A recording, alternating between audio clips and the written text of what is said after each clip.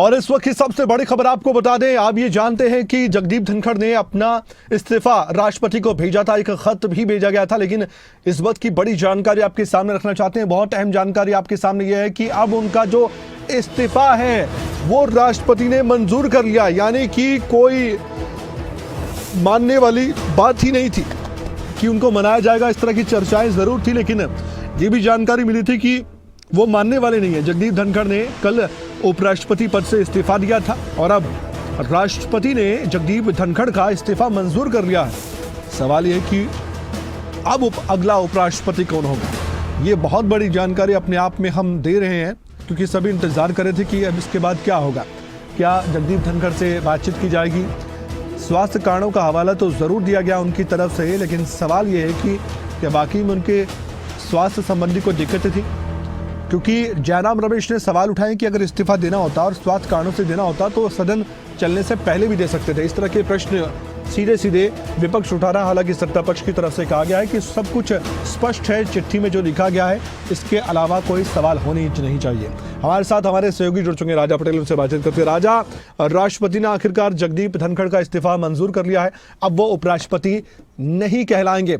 और क्या जानकारी आपके पास है? जो खत लिखा गया था उसमें बहुत सी जानकारियां थी, बहुत सी बातें थी, अब क्या चर्चाएं शुरू हो जाएंगी? राजा, क्या लगता है आपको? बिल्कुल, देखिए, जाहिर तौर पर कल देर रात को जिस तरीके से उपराष्ट्रपति जगदीप धनखड़ ने अपना इस्तीफा राष्ट्रपति को सौंपा था, पत्र में कई बातें उन्होंने लिखी थी। सबसे बड़ी बात की मेडिकल इश्यूज, बीमारी की वजह से जो है उन्होंने कई चीजें जिक्र किया उस लेटर में कि बीमारी की वजह से वो स्वस्थ नहीं रहते, जिसके कारण से वो इस्तीफा दे रहे हैं।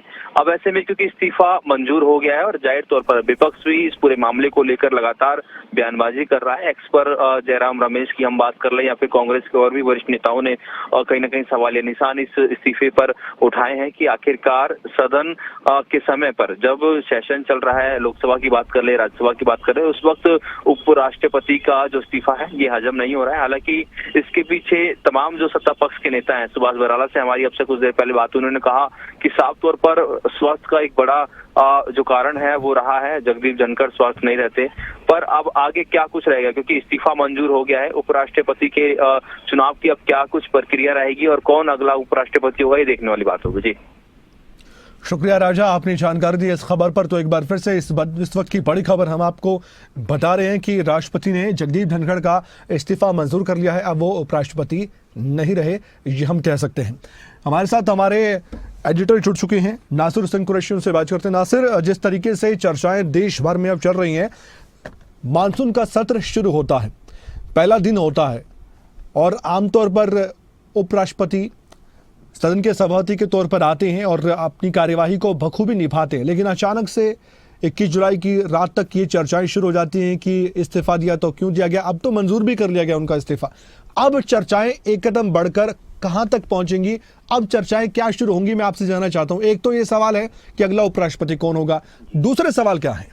बिल्कुल कमल, अब ये इसके बाद जो उनके इस्तीफे को लेकर खबर आ चुकी है कि मंजूर कर लिया गया है, तो सवाल यही है कि अगला उपराष्ट्रपति कौन। और जिस तरह से आपने जिक्र किया कि अचानक से उनका जो इस्तीफा था उसने पूरे देश को चौंका दिया, और वो भी एक ऐसे वक्त में जब उनके पास 2 साल का वक्त हो और उनके पूर्व निर्धारित जो कार्यक्रम थे वो पहले से, कल की तारीख के कार्यक्रम की बात की जाए, आज की तारीख के कुछ कार्यक्रम थे, कल यानी 23 तारीख को उनको कहीं जाना था, उनका राजस्थान का दौरा था, तो उस वक्त में उनका जो इस्तीफा ये आया था ये अपने आप में चौंकाने वाला था। अब देखिए कमल, अभी कयासों का दौर है, आपको भी मालूम है कि बहुत से नाम चल रहे हैं और इसमें कोई शक नहीं कि कोई ना कोई ऐसा नाम सामने आएगा जो चौंका भी सकता है। जिस तरह से उपराष्ट्रपति का, अब जो आपने कहा कि अब क्या शुरू बातें होंगी, तो अब यही होंगी कि अब चुनाव आयोग किस तरह की प्रक्रिया अपनाता है, क्योंकि 6 महीने के अंदर अगले उपराष्ट्रपति का होना जरूरी हो जाता है। 6 महीने के अंदर अंदर उपराष्ट्रपति का चुनाव कराया जाएगा और उसके बाद अब सवाल यह है कि किसको बनाया जाएगा। कोई ऐसा क्या नाम पहले से ही सोच लिया गया था, लेकिन जितना ये सब कुछ लगा, ये घटनाक्रम था, ऐसा लग रहा है कि सब कुछ पूर्व निर्धारित था।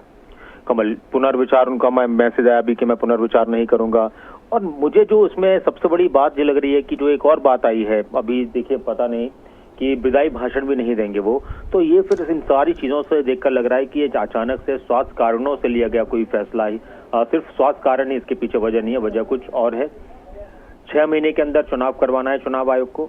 अगर कई बार जब उपराष्ट्रपति हुआ करते हैं वो अपना कार्यकाल पूरा करते हैं तो उसी दौरान अगली प्रक्रिया शुरू कर दी जाती है, लेकिन अब यहाँ पर कितनी जल्दी ही हमें देश का दूसरा उपराष्ट्रपति देखने को मिलता है।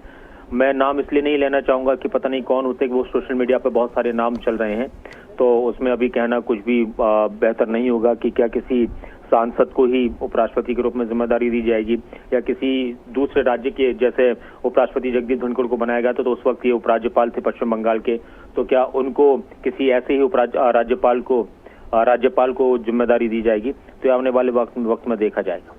लेकिन राष्ट्रपति के अगर संवैधानिक कार्य देखें तो उपराष्ट्रपति का बड़ा रोल होता है, और आप जानते हैं कि डेप्यूटी चेयरमैन बेशक सभापति का रोल निभा रहे हो इस समय, लेकिन बहुत से जो कार्य हैं उनमें भी विलंब होता है।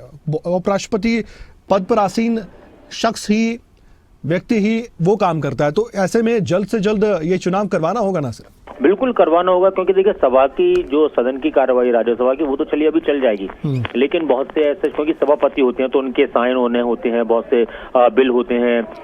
जब राज्यसभा से किसी बिल को मंजूर लोकसभा से मिलती है तो राज्यसभा में जाता है, और देश के, आपने सही कहा कि देश के दूसरे सबसे बड़े संवैधानिक पद पर उपराष्ट्रपति होते हैं कमल।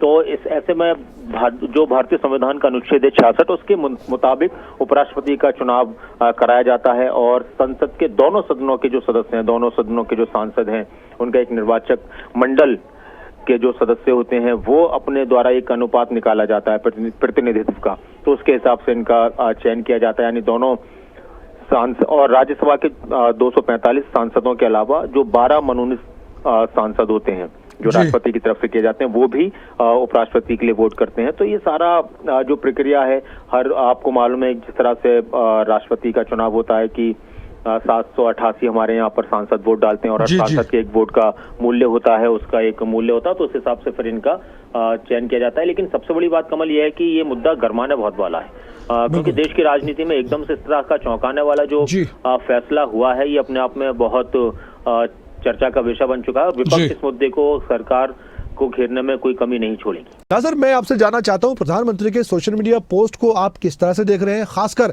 विपक्ष इस पोस्ट पर क्या रिएक्शन दे सकता है, उनकी क्या प्रतिक्रिया हो सकती है? क्योंकि प्रधानमंत्री ने भी स्पष्ट कर दिया कि उनका स्वास्थ्य ठीक नहीं था, उन्होंने जो चाहा वो राष्ट्रपति ने मंजूर कर लिया, उनका इस्तीफा।